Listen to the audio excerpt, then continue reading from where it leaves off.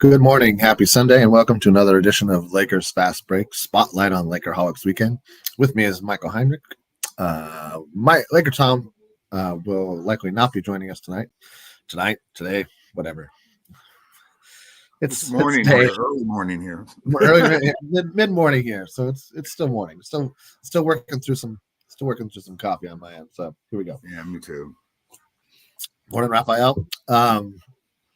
We got 5 games to close out the season, Michael. And the last 5 leading up to this have been pretty up and down in terms of execution, effort, efficiency.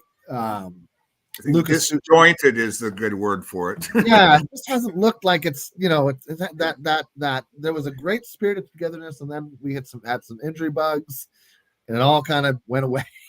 And now I'm like, can we get it back? Can we get anything resembling? Can we get anything resembling like that back in the next week and a half? 2 games against OKC, 1 game against Houston. I think another game against Sacramento. Portland and Dallas. Thank you. Portland's playing for pride. That's a scary thing right now because they are playing really well. I don't look at that as an auto. None of those are auto wins, in my opinion. Everybody's expecting OKC to not take this seriously. I think they're going to take it very seriously because the way the brackets match up, we'd be facing them sooner than later if things were to end today. So I just did a 5 today where 5 things I'd like to see us achieve in the next 5 games. Number 1, I'll just go through real quick and then I'd like to get your thoughts on these things. 1 is for Luka to rediscover his shooting touch. Kind of came back in the second half of this last game, but it's been mostly MIA for the last week and a half, 2 weeks. For LeBron to stay healthy, just stay healthy. A healthy LeBron is a good LeBron at this point, so we just need him on the floor. That's all I have to say about it. Stay healthy, LeBron. We need to reactivate Rui Hachimura. I feel like putting him back in the starting lineup might be the best way to do that. I like Dorian Finney-Smith in the starting lineup, but I think that he plays well regardless of whether he starts or comes off the bench. I think Rui is just much better as a starter. It's just what I see. It's just how I feel about it. 4 is keep Reeves grooving. That should have come off the tongue a little smoother. Keep Reeves in his groove. Reeves is playing great. I don't want to do nothing to knock him off of his pedestal. And then the last thing is somebody from the bench every night needs to score 10 to 15 points. It doesn't have to be the same guy, but we need 15 points consistently off the bench. It can be Vincent. It can be Rui if he stays on the bench. Dorian Finney-Smith if he goes to the bench. Bando, Connect, although I kind of expect Connect's minutes to go away as the season ends. What are your thoughts on those? Well, first of all, I've been concerned with Lucas shooting as well. And when he was missing, he's missing short. Which tells me there's something going on, fatigue or whatever. But ankle, whatever the thing is, he's not getting the same lift on his shots. And he doesn't look smooth out there when he's moving. Not as smooth as I've seen him in the past. I don't think his calves are 100% at all. Yeah, I think there's physical issues there. LeBron just be LeBron.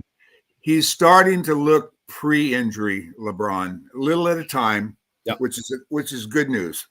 Great, So as far as Rui is concerned, Rui's starting. It's just that he's still under management, so he didn't play the last game.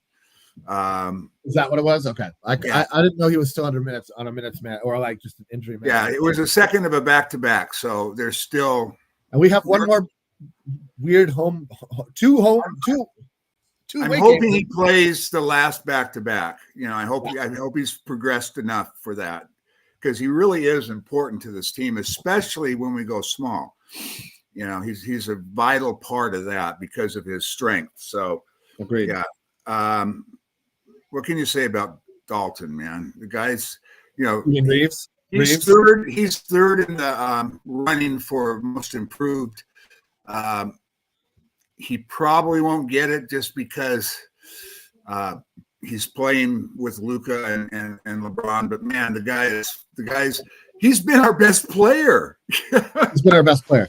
No, he needs to be higher up. I mean, Cade Cunningham's going to get it, and I think deservedly so. I mean, what the turnaround that Detroit has seen this year, the renaissance that they're going through as a team, is undeniable. It's great for the city of Detroit, state of Michigan. It's great for basketball. Basketball is better when there's a good team in like the major markets like Detroit, New York, San Antonio. All of them are major markets. Really, it's just the small market teams have a harder time drawing free agents, but like they can all be good. And when when teams like Detroit are good, I feel like it's healthy for the league. It's great for the East Coast or the Eastern Conference rather, because there's been a precipitous talent drain over the last 2 seasons of players migrating west. And you're seeing the results in the standings. And I mean, last year I was like, wow, the East looks stacked. Like, this is going to be really interesting for the next couple of years. And then all the players came west. And it's like, oh no, it's not. That's done now. Then your last point on the bench, something has to happen there. I mean, we lost the Golden State game because of the bench. 28-7. It was 28-7. It was a shellacking on the bench. The bench just did not show up. And the starters played well enough to win that game. Agreed. No, the bench. This is my thing. Like, I love Gabe Vincent is. I think you can count on 10 points a game from Gabe. So, like, if that's the case, we just need another guy to score 10. 10. That's it. 15 would be amazing. Well, Dalton looked good last game, but then look who we were playing. I know he's going to get murdered by. That's the problem I have with Dalton Connect, is that if he is not matched up against a slower than defender, they're going to pick on him. Yeah. He needs to play against the slower guys, and the problem with that is we're coming up to the playoffs. Yeah. There's no more bad teams for the foreseeable future. There's not even a bad game left in the season. Plus, he's a rookie, and if you noticed, it generally, I mean, there's exceptions to every rule, but generally speaking, it takes rookies, 2, 3, 4 years to learn how to play NBA defense. 100%. So it's that's part of it. I think that he has the IQ and the instincts that he could be a relatively good team defender. He's never going to be a one-on-one defender. I don't need him to be. No. What you said is exactly right. If he can be an average team defender, great. Yeah, because he can shoot the hell out of the ball. So yeah, but we need that. We need scoring, but we can't let the bench just needs to be short out. And like, I'm a huge fan of Vando. I'm not getting enough points out of Vando. I'm a huge fan of Rui and or DFS. They're not, whenever one of them's on the bench, they're just not showing up, and they both can't start. So one of them has to figure it out. One of them has to figure out how to have the kind of impact they have as a starter when they're coming off the bench. And if that means we actually, I know Tom a couple weeks ago had said, like, I'd like to see more set plays. And I think that that's maybe part of the thing that we could do to unlock one of those two guys, whoever's coming off the bench. But like, one of them's got to contribute, and I don't know what the magic formula to make that happen is. Yeah, this last game where they carried us the game before. Yep, right. And then they disappeared in this last couple of games, and it's like, I think the last game they totaled 9 shots between Gabe and DFS. Total right. 9 shots. I mean, that's not enough. That's not enough, So it's, and I think from what I understand, Dorian is a reluctant shooter. They're always having to. JJ said he had to gently remind him from time to time to shoot the ball, right. And he has to have that mindset. Making or missing, he has to be shooting the ball. He's making. What's he making? 18 mil, right? 15. 15. Yeah. He needs to. He and Vando both. I need 5 points out of Vando. Vando needs to score 5. I need 10 to 15 from Gabe, and I need 10 to 15 off of either DFS or Rui, whoever's. We have to get something out of Goody too, because he's in the rotation, and he's shown that he can make a shot. Yeah, he took one shot last game, and he took one shot the game before. I think that he's got to be. I mean, I don't want to see set plays run for Vando. I don't want to see set plays, but like Goodwin and Vando are good enough rebounders that they should be able to get a couple of putbacks. I guess that's what I'm looking for. I'm looking for them to like not kick it out, but to like take it right back to like they get the offensive rebound, take it up hard. If you get blocked, I'm okay with that. If you get fouled, that's how you generate points at the rim, man. Like that's the goal. You're gonna get to the free throw line, sink a couple free throws. Let's keep it going. So, tough. I think that's where they have them stashed. I think I think that this has been a weird year for Vanderbilt. I'm a big Vanderbilt fan. I'm looking at this year as kind of a rebuild year for him, in that he basically had 2 years off of basketball due to the various foot injuries he was going through. He went through what seems like a very difficult post-surgery rehab because it took so long to come back from. And I think he's still getting. It was both feet. Both feet, yeah. So that's. I mean, he wasn't able to like stay in conditioning. When you can't get on your feet, you're not going to stay in great shape. So I look at this as kind of like he's getting his wind back, he's getting his strength back, he's getting his hops back. I'm a little more excited for next season for Vanderbilt, but then that means you still got to figure out a way to contribute now. And the problem is that after Vando, there's not a lot on the bench. I mean, I don't see Dalton Connect unless he's shooting lights out, getting big minutes in the playoffs. There's some interesting points about today's game. I'll get to those in a second. I do want to talk about today's game. I'm just kind of looking at the state of the team right now. You know, we got 5 games left. There's only a few. We're here. We're coming up in the playoffs. We'll talk about seeding here in a few. We'll talk about today's game here in a few. I just need to see the guys. The energy guys can't just be energy guys. They also have to put up some kind of numbers, whether it's rebounds or assists, block steals, actual points. All of those things are what are going to help us win basketball games. Because I think between Reeves, Luka, and LeBron, you're looking at close to 90 points a game, one way or another, right? 85, 90 points a game between those three, fairly consistently. And Rui's going to chip in another 13 to 20. That's right. So you're right. There's your 100 points, right? And then there's going to be another 20 points off the bench in theory. Hopefully, I'd love to see it be more like 25. But if in the playoffs, there's not going to be the lobs. There's not going to be all the backdoor cuts that are hallmarks of this Laker offense. I'm not saying they're going to go away completely.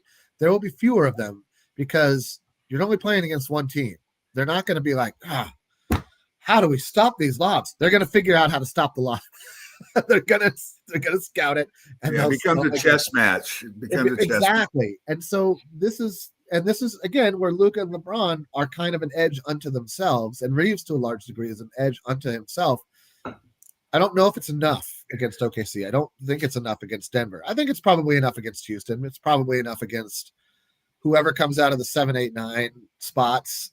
Probably enough against the Clippers, although that's actually a bad matchup for us because Zubats really does a number on us on the offensive glass. We controlled them the last game. We controlled them. But that was one game. Up until then, they kind of owned us all season long. For multiple seasons, to be honest. We have not done well against them. But we swept them. Did we sweep them this year? No, they beat us in the first game. 3-1. Yeah, we got 3-1. Yeah.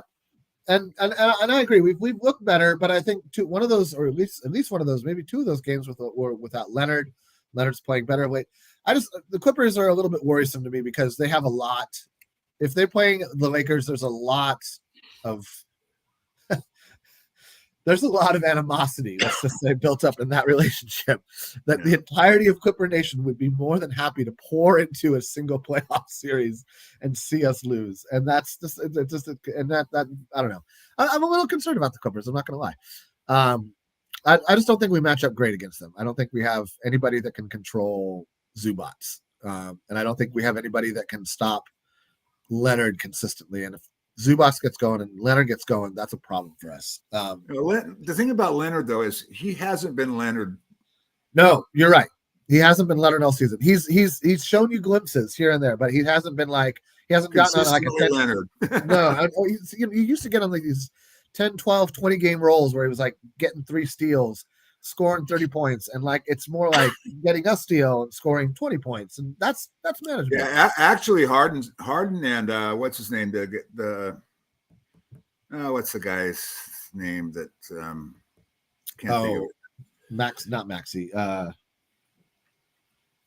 Anyway, it'll come to us at some point. Yeah, but Terrence Mann. Yeah. No, not Terrence Mann. Their other starter that used to be a reserve, scoring 20-some points a game this year. Oh, I forget. Anyway, I have to look it up. But anyway, Harden and Leonard's been like the third most important guy. I know, but I feel like he's saving himself for the playoffs. It's just a bad feeling. maybe the injury. The body can only heal so much over a certain amount of injuries. After a while, it just, they pile up. Yeah. No, at 50, there's some nicks and pains in the back where I'm like, okay, this might not ever really go away. Mightn't it? All right, let's talk about today's game. There's some interesting comment. Norman Powell. Thank you, Lakers fast. Norman Powell. There you go. Thank you, Gerald. Yeah, we were both like, he's been huge for them this year. I appreciate it, Gerald. Appreciate it. That means Gerald's out there spying on us. Ooh. Powell is awesome. Tough, Stu. You're right. Okay. A couple of things. Somebody wants to know how we're going to contain Jalen Williams. He's a handful. Who do we put on him? I think you put Finney-Smith and Rui. I don't think you can put Finney-Smith or Rui on SGA. I think you waste them putting them onto Holmgren. And I think you waste them putting him on Dort. Because Dort isn't much of a driver. He's a play finisher. He doesn't create shots. He finishes plays. So you can put LeBron on Dort. And that's a great assignment for LeBron or Luka. If one of them needs a defensive break, you put him on Dort, right? And you just say, just stay on him. Don't let him shoot from the corner. Okay, great. That's how you handle Lou Dort. SGA, it's going to be a combination. Huh? He'll get his. He'll get his, right. You can, almost. How can we control the rest of the guys? That's exactly. I don't want to see. Williams is an interesting one because he has the potential to just do it all. He can do it ISO. He can do it off a play. He can do it off a ball mode. He's got a deep toolbox that he doesn't really get to fully showcase on the Thunder, but they've got a great culture there and everybody's buying in. And SGA is clearly the best player on that team. Probably won't win MVP just because of that 60-point triple-double Jokic just put up recently, which is ungodly. The fact that it came in a loss is kind of awesome. I won't say that I wasn't happy about that because I was extremely happy about that. But I have a hard time seeing SGA winning it. I think he deserves it as much as anybody. I think getting a team like that of young guys to the number one seed, and he is clearly the best player on the team. And he's not going to get enough consideration for defensive player of the year. He's a superstar. He's a white hot Nova in the NBA, and he's going to be around the world. But your thoughts on OKC? I think that Williams is key. I think keeping the big guys off the glass is key. I think if Holmgren goes for a big game today, it's not tonight. It's in like an hour. 12:30 start. So this is really just a pre-game show now that I think about it. Yeah. What do you think? Everybody's saying we have to slow down SGA and DFS and Gabe have to show up. I agree with that. Yeah, I'm not as concerned with Holmgren as I am with Hartenstein, actually, to tell you the truth. Either one. No, I just mean they're big. Yeah, Holmgren is both Rui and LeBron are strong enough to keep Holmgren out of his spots. I mean, he's this big, tall, skinny guy. And he's never really hurt us that badly. But the combination of the two is a concern because Hartenstein is, a huge rebounder, good playmaker, big body. He's going to be he's a lot for Jackson to handle for sure. Too much. So that's the guy that I'm more concerned with. Not even from a scoring standpoint, but just by controlling the boards, offensive rebounds, that kind of stuff. So I'm more concerned with him than I am with Holmgren. I think that LeBron and Rui, either one can, they're both stronger than him. They both outweigh him. That's the problem. He doesn't have enough in his back pocket. Yeah, and that's Jackson's problem. Yeah. Jackson needs to put on 15 pounds of muscle over the summer. He needs to go on a full-on Twinkie diet. Twinkies and working out. Yeah, exactly. Get a little get a little bulk in there somehow, baby. Yeah, because I that's love that he's his problem, because he's not strong enough. He gets pushed around. Yeah, if you had a stronger core, because like you look at like a guy, you should do the Kawhi Leonard workout. You look at Kawhi Leonard and you don't see a guy who's like rock solid. But then you see a guy like hit him, and then the other guy bounces physically off of his body. You're like, oh, this dude is like a mass of muscle, and it's just lean. Well, look at LeBron. I mean, LeBron's the same way. Yeah, exactly. He's 250 at least, But he weighs the same as Hayes, and Hayes is 220. Yeah, he was more than Hayes, and his 4 inches or so shorter. And you're just like, Hayes, you need to put on some bulk, man. I don't think Rui's 235. He outweighs Hayes. But that's why Rui is our small ball center. Yeah. That's why Rui is our small ball center. He's an extremely strong guy. People are saying we can't match OKC in the small ball game. What are your thoughts on that? I think we have a better chance than advertised. I think we have a better chance at small ball than against both. The good news for us is they don't play the two guys together a lot. They start them in the first and the third quarter, maybe to close the game. But that's the good news. I think we match up pretty well when we match up pretty well against anybody in small ball because our small ball really isn't all that small. I mean, you've got LeBron is 6'8", 6'9". You got Rui 6'8". Finney Smith's, he's 6'8". And even our guards, Luka's 6'7". So our small ball really isn't all that small. No, but I mean, I think a lot of people look at small ball and they look at like a Golden State or they look at like Minnesota last season where you still have a big and who can shoot threes. Because in my mind, small ball isn't so much that every player is a certain size. It's that you're switching everything because everybody's fleet of foot and you're basically playing 5 out and letting somebody drive and kick all the time. That's my personal interpretation of small ball. It may be overly simplistic. People are wondering why we didn't pick Christian Wood back up and why we kept Len. It's just not going to happen, folks. Like the Christian Wood is not healthy yet. Yeah, I don't think he's playing. I think he's still got bad knees. I don't think he's ever going to be the Christian Wood that you saw in Houston ever again. I don't think he's motivated to get healthy. When nobody picked him up, that tells you that he's not healthy because he could have helped somebody. I honestly don't mind Len on the team. I don't mind Len on the team for 2 reasons. One, he is much heavier than Hayes. You can at least see if he can hang with a banger center like Hartenstein. I mean, Hartenstein is clearly the better player. I'm not trying to say that Len can match up with Hartenstein. If Len can just hold his own, he doesn't have to do it for long. I mean, we're not talking 20 minutes a game. Give us 5 to 10. Give us 5 to 10 minutes, 4 or 5 fouls. Maybe try to keep the fouls down, but yes, I mean, hurt somebody. Just make him not feel comfortable going to the rim. Knock a guy down, push a guy out of bounds, then sit on the bench and he is a seasoned vet. And he has a couple of times he looked pretty decent. I mean, I'm not going to say he looked great, but he looked decent. No, I think he's fine. I think he's fine, and I don't think there's a great spot for him in this rotation currently. Like the way the team is playing right now, there's not a consistent role for him.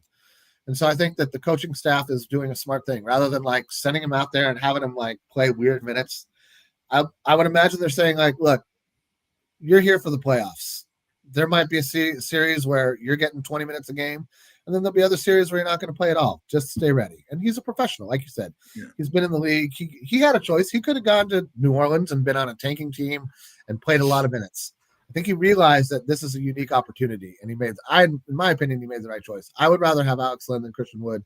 I've never been a big believer in Christian Wood.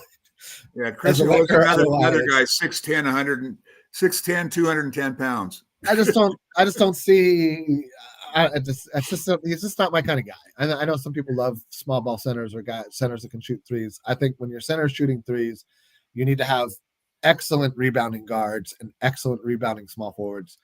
And we don't really have that. We have guys that get rebounds, but they don't like crash the glass like Josh Hart does. Josh Hart is an excellent rebounding guard. Goodwin is an excellent rebounding guard. He goes after the ball.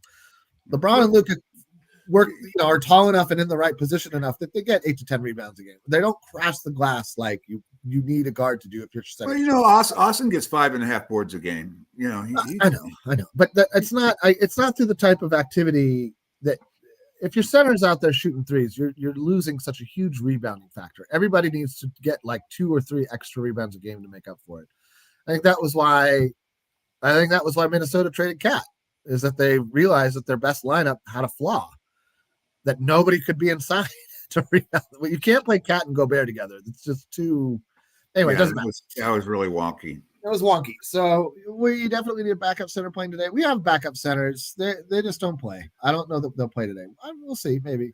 I wish we could pair Luka with Ware from Miami. Yeah, sure. There's a lot that I wish. The summer's for the summer.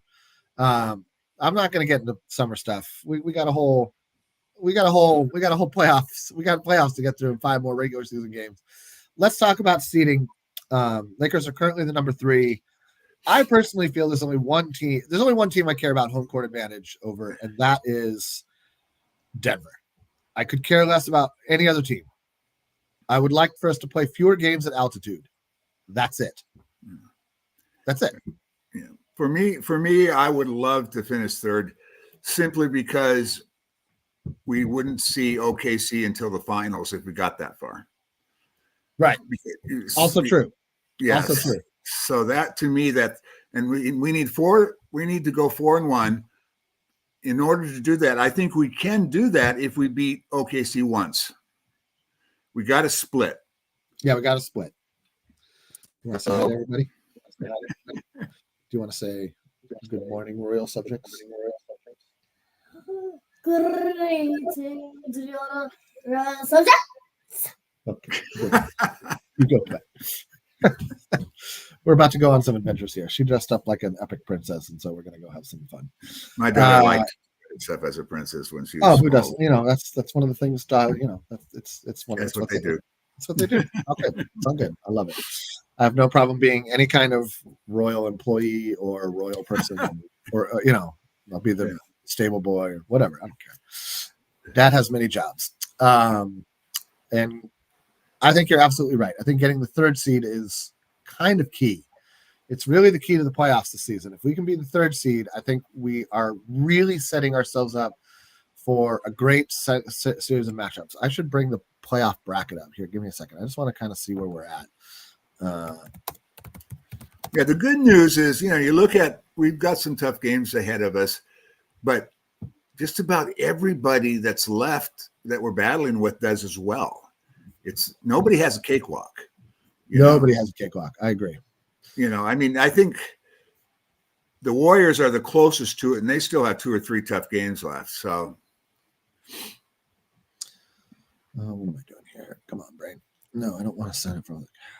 I was going to go here. All right, here we go. I know what we're doing. Let's do this real quick. I'm still bummed about that Bulls game, man. We win that game, and we're in so much better shape than we are right now. I hate the Bulls game and the no-show against Golden State are still bothering me. Yeah.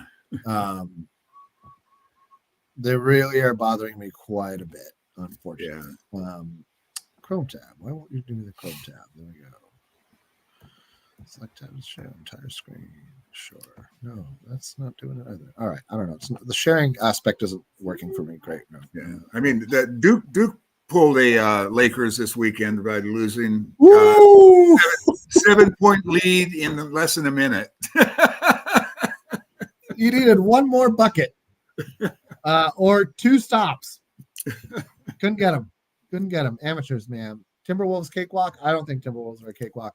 All right, so let me just say how it would shake up right now. Right now, if the season were to end, the Mavericks would be playing the Kings for to see who would play the Thunder, and the Clippers would be playing the Grizzlies to see who would play the Rockets. We would match up against the Timberwolves. I don't think that would be a cakewalk, and the Nuggets and the Warriors would play. That would be a great series because no matter what, one of the teams I'm scared about gets taken out. You know what? There isn't a cakewalk. I agree. There's no cakewalks. No, I would. If we got the Kings somehow, that's a cakewalk. Kings are a cakewalk for us. Yeah, Mavericks, but we'd have to finish second to get them. We're not going to. No, I know we're not going. It's not happening. Yeah, because Houston would have to lose 3 of the last 4, and we'd have to win out. Yeah, it's not happening. Just everybody with the number 2. Tom posted a thing today like, here's how we get to the number 2 seed, and I was just like, it's just not happening. Like, and if it happens, awesome, but like, let's not predict that it's gonna. Like, come on, man. Like, yeah, Houston has 4 tough games left, but I don't think they're going to go 1-3. No, and I don't think we're going to win. And I don't think we're going to win out. I don't think we're going to win out. I think we're going to lose one of these 2 games against OKC, and I think it's going to be really hard for us to beat Portland because we're not going to want to play a young team. Yeah, but see, here's the deal with Portland, Jamie. They were trying to get that play-in game. They're not going to get there. They're close though, and but they're not going to make it. So here's the deal: last game of the year, you can, and there's several teams bunched in the lottery. You lose a couple extra games, and you might finish a couple rungs higher in the lottery standing. So that last game, are they going to play to win that game, or are they going to play for a lottery spot? Same thing with the last thing against Houston. They will have nothing to play for. Are they going to throw out their starters, or are they going to rest people? You know, there's a lot of variables there. I was hoping that OKC had a bigger lead on the Cavs for overall, but they dropped that last game. It screwed us just like it screwed them. So now they only have a 2-game lead on the Cavs for top overall. So they might be throwing out their starters both games. Here we go. I figured it out finally. All right, so here we are. This is what I mean. We'll ignore the East Coast right now. I really think that it's going to come down to the Cavs and Boston one way or the other. Bucks might surprise some people. I think that really depends on if Lillard comes back and what he looks like, but we'll see. We'll see. Mission 24, an Austin for Gafford trade. I think that is just ridiculous. Right now, YYC, you're getting your dream. If the season were to end today, it would be the Nuggets and the Thunder, the Warriors, and that's my potential. That's my dream scenario as well. I think us facing the Warriors in the first round is bad. They just showed us they are more than capable of whooping our butts. Jimmy Butler's unlocked something in Steph Curry that I'm a little bit surprised at. He looks like Steph from 5 years ago. He is moving so smoothly. That team is playing great defense. They're playing smart offense. One thing about that game, though, Jamie, is Porzingis. What's the guy's name? The other guard. Podzemski. Yeah, Porzingis had a career game. I know. The best game of his entire career. I know.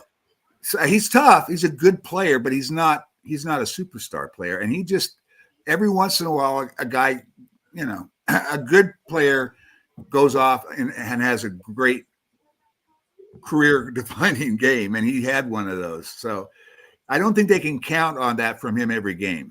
Yeah. No, I agree. But Jimmy also only scored like 10 points.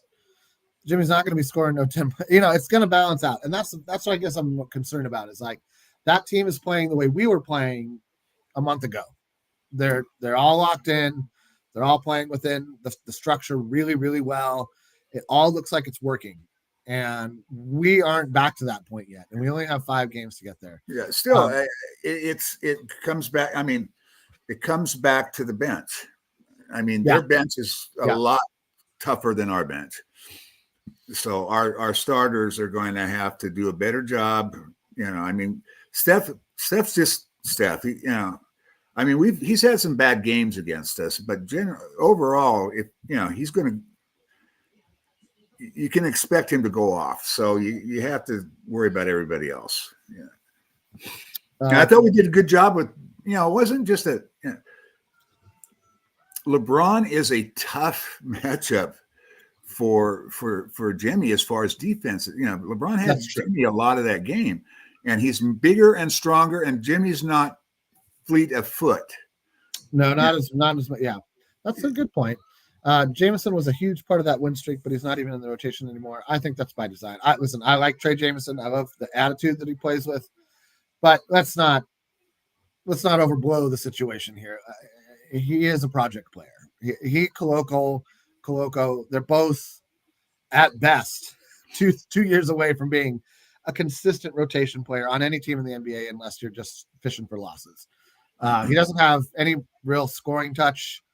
He has a few post moves. He's got a couple of post moves, but those are usually only off of offensive rebounds, and he's a little bit undersized. And I like that he's got a chip on his shoulder, but at the same time, you can't pick up a technical foul every time you're in the game. You're a two-way contract, dude. Like, keep it together. Like, you don't need to fight the world every time. We got Bando for that. We got Bando. Bando's on a guaranteed contract. Earn your place in the league, then become the bad boy. Don't be the bad boy and never get a spot in the league. Let's just be a little smarter about this. He's a college graduate too, so you would expect a little bit more. Went to Stanford and had a pretty good GPA, as I recall. So you want to see him play that level of intellect. We don't need you to be a bad boy. We got Bando. Bando's the better bad boy anyway. He does it well. I love that Rocky game where Dorian tried to be a bad boy and nope. And Steven just laughed at him. Not your role, bro. Not your role. Stay in your lane. Bando does it, right? You saw him. It was against when he drew that offensive foul on Sengun, or maybe it was Adama. I can't remember who it was. But he's there and the guy just shoves him out of the way, and you could see him like the offensive player looking at the rest like, well, but he's got his elbow in me, and they're like, well, you can't shove him to the ground. And it's like, right, he knows. There's a little Dennis Rodman in Bando, which I really appreciate. Ability to a lot of it. A lot. You think a lot? I mean, he lacks the style and the overall gravity that Rodman possessed. But maybe it'll come in a couple of seasons. But he knows how to needle. Attitude-wise, I'm not talking about. He knows how to needle. He knows how to needle defensively, where you just start to get annoyed at him over the course of the game, and that's effective. Annoyance is an incredibly effective strategy. Oh, I know. I got the Lakers, and Adam has the Lakers and 5 of the Wolves. Anyone else is going to be a dogfight. I don't know why people are underselling the Wolves so much. I don't know if they don't believe in Ant-Man. I don't know what the lack of belief there is. Mike Conley is going to be great in the playoffs when the game slows down and it becomes a chess match. They're pretty healthy right now, I think. I would actually be more concerned about the Wolves than the Clippers, and I'm concerned about the Clippers. So I think you're right. Earlier, you said there was not a cakewalk in the playoffs, and I kind of agree with that. Other than the Kings, I think the Kings are kind of imploding. They're just going to get into the playoffs or the play-in by the skin of their teeth, and that's only because Portland didn't turn it on until a little bit too late. I'm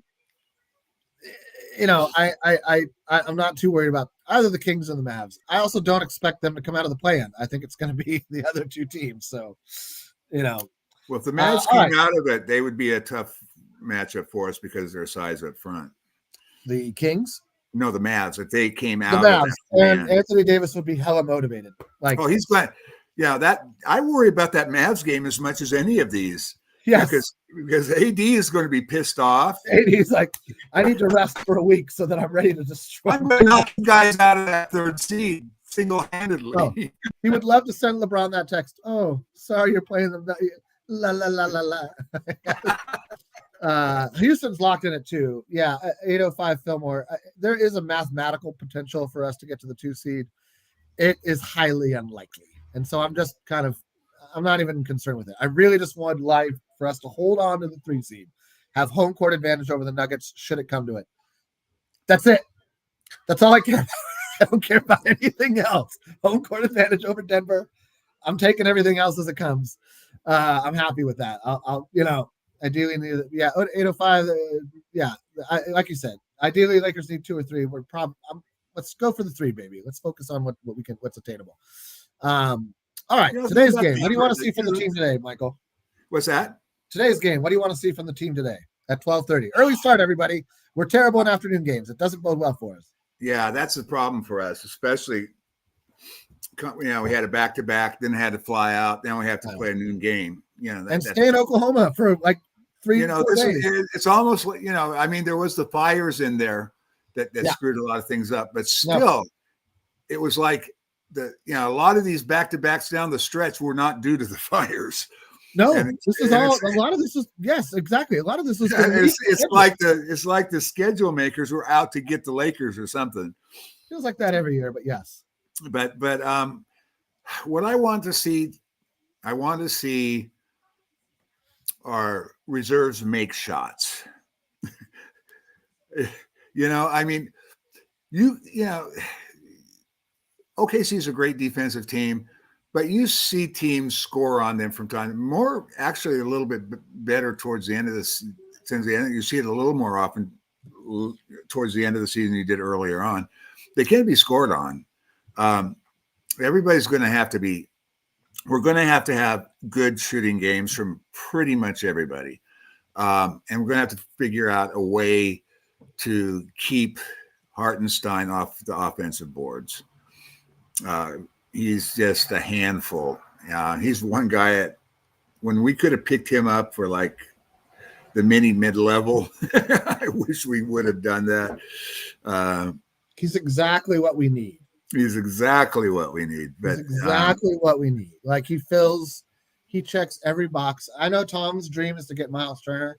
I would rather have Hartenstein. Yeah, I would just Miles Turner's not going to come here anyway. No, that's we're not giving him $30 million. We don't have $30 million to give him. Well, not only that, I mean, he's gonna stay a pacer. I feel like he's gonna retire. Yeah, he's gonna be Mr. Pacer. He and Reggie Miller will be like the two pacers that like started and finished their careers. Yeah, so that's the key to me. Slow down one of their big two, Williams or probably SGA is probably going to get his. Nobody really slows him down. So, slow down Williams a little bit. Keep Hartenstein off the glass the best you can, and then make some shots. Make SGA work. He's going to get 30. Make him take 25. Make it a hard 30. Yeah, make it a hard 30. That's the goal, man. Let's not try to. We're gonna contain Shai Gilgeous. It's not gonna happen. Nobody's containing that guy. But make it hard. Make him work for it. And try to see if you can come up with a blueprint for the playoffs. Again, playoffs are all about adjustments. They're all about rotations and lineups.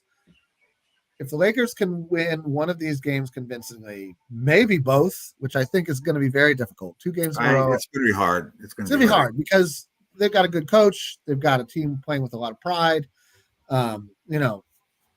This is something I don't know. I think Vando should start and Rui should be coming off the bench the way I would say yes to that, except for that Rui is if you look at the splits, he is just clearly a better starter. He plays so much better as a starter than he does coming off the bench. And I don't think you just say like really do better coming off the bench. Like it's not, I don't know what it is. I'm not a sports psychologist or basketball coach, but Rui as a starter is better for the team. Team wins more, team plays better. And his defense is still underrated.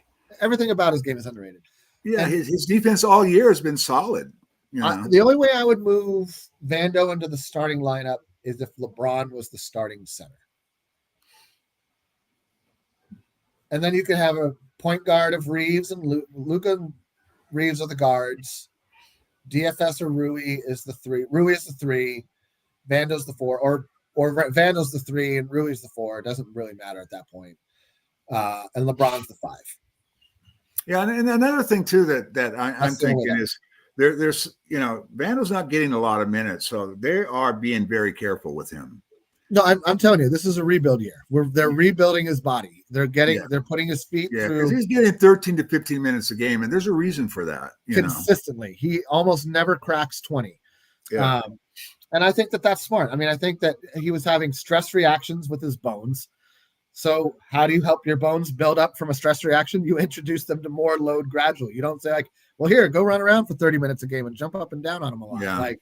So I think they're playing it smart with Vando. I think they're playing him for the long haul in terms of his career as a Laker and going forward in general. And for the playoffs. They don't want to go in the I wouldn't be surprised if he'd ramped up to like 15, 20 minutes a game in the playoffs, depending on the matchups. Yeah. Depending on the matchups. It's all going to come down to matchups. So, all these guys are kind of harping on Dorian Finney-Smith and Gabe Vincent in the chat about being inconsistent.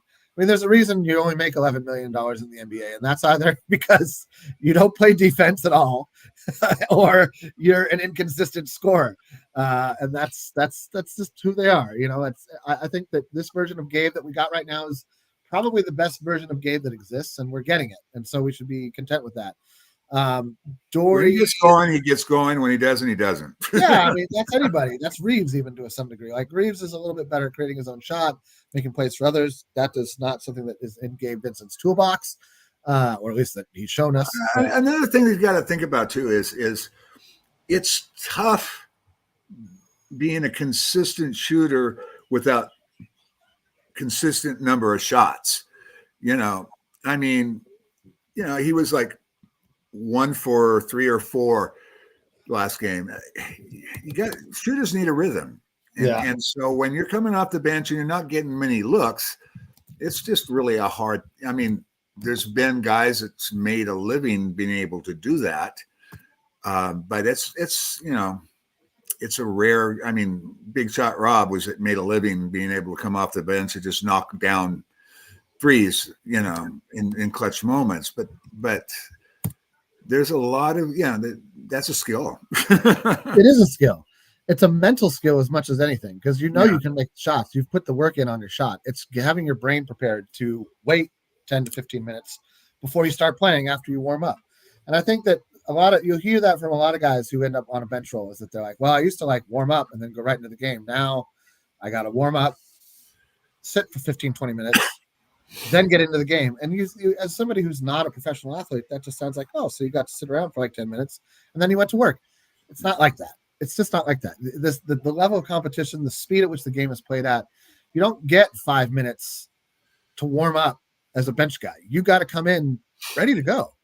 Yeah. That's what I admired about Dalton last game was he hadn't played in 2 games, came in and started hitting shots. And it came that in was ready cool. to go. No, I have high hopes for Dalton Connect. But like you said, he's a rookie. He's a rookie and he hasn't learned to play NBA defense, and he didn't come in with a defensive toolbox. To be honest, he's a better where Dalton impressed me was his rebounding. Yeah, he's been pretty good.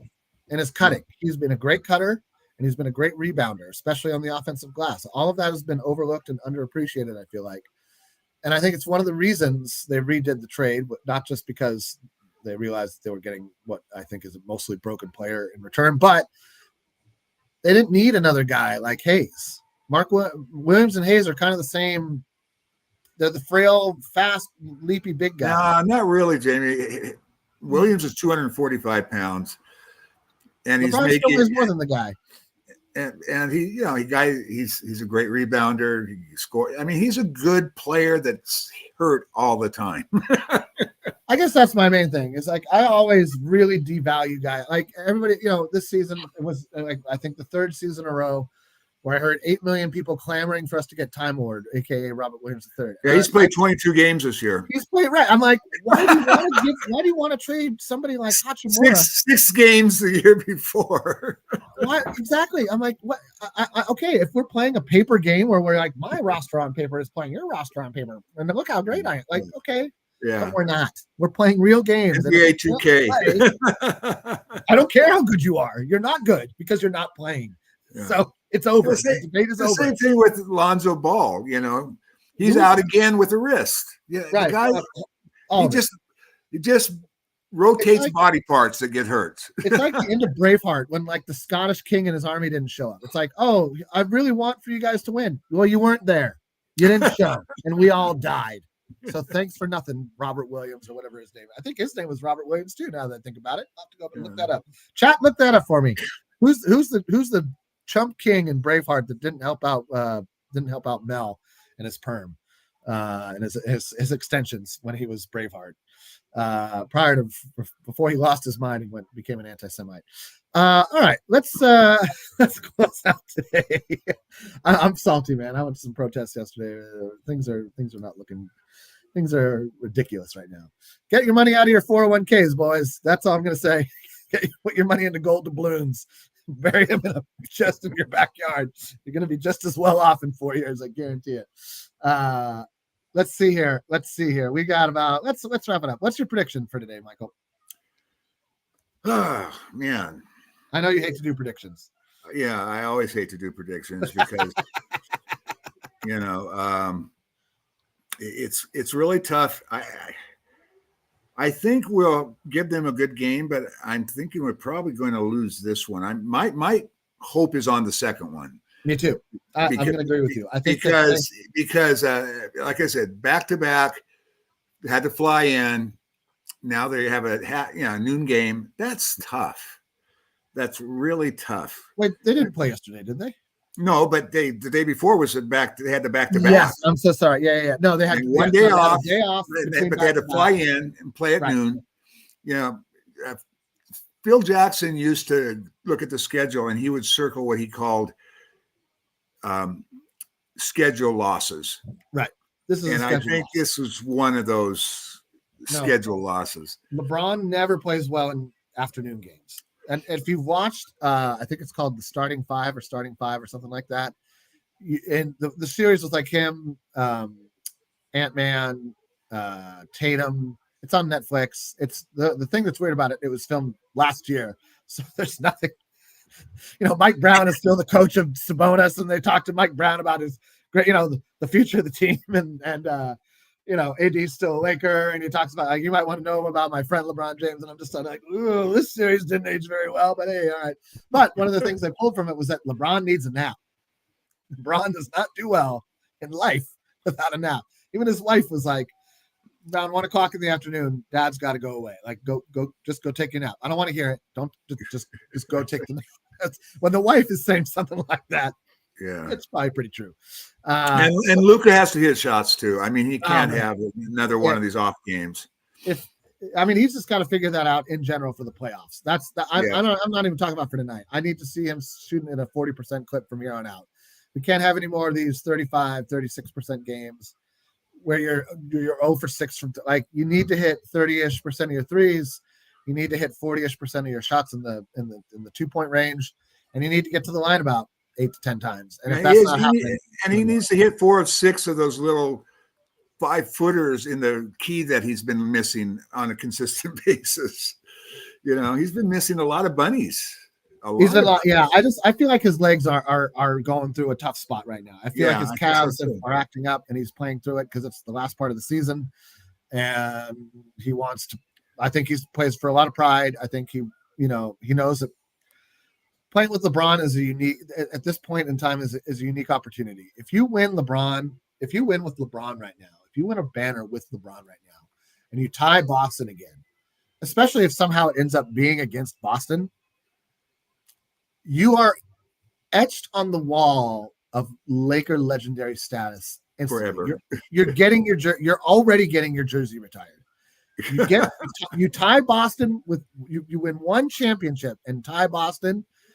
You're going up with AD next to the wall. AD did one in 2020, tied Boston for a couple of years. Sean might be right. We're a little bit more pessimistic. Sean's got some great basketball acumen. I'm not doubting Sean. I just think that the afternoon game and LeBron isn't one of our best players, and if he's not going to play well, I just look at it as being an uphill climb. And I think that having 2 days without travel in OKC means we're going to be better in the second game than we will in the first. It'll also be at night, yada yada yada, blah blah blah. We gave away too many games this season. This is every team in the NBA. I'm not saying you're wrong. I'm just going to call you Cash. I'm not saying you're wrong, Cash. That's the NBA. That's professional sport. It matters most in football. You only play 6. Can't really give away too many games in football. You can give away a good 15, 20 games in baseball. You give away about 5 games in basketball, and that's to be expected. Much more than that, and that's when you start to see yourself slip into the play-in. Or even worse, like Phoenix, somehow you're not even going to make the play-in with that roster. The most expensive roster in the league. It's just imploding. And the fact that they fired Vogel for the same roster, basically, I was just like, you guys. And then they hired a coach not much different than Vogel and Budenholzer. I was like, what are you doing? Like, the only coach you need is somebody like rootin' tootin' shooting Mike D'Antoni, who's just going to be like, shoot 3, baby. That's it. That's my coaching. Shoot the 3. Yeah, there's 2 teams I would worry about if I was a coach and like being hired. I'd worry about the Suns, and I'd worry about being hired by the Lakers. You mean coming into the job for the first time as a new coach? You mean as a new coach coming into? I would be. Agreed. I would be. Yeah, I don't think I would take a job with the Suns, and I'd be very reluctant to take a Laker job as well. We don't have a history of keeping our, oh, I'm sorry, you won a championship, and we had half the superstars were injured for 3/4 of the year, but you didn't win it again, so you're gone. Right.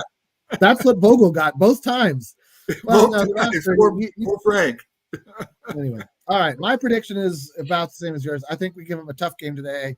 Come out with the loss, unless hey, I'm happy to be wrong, but that's my prediction.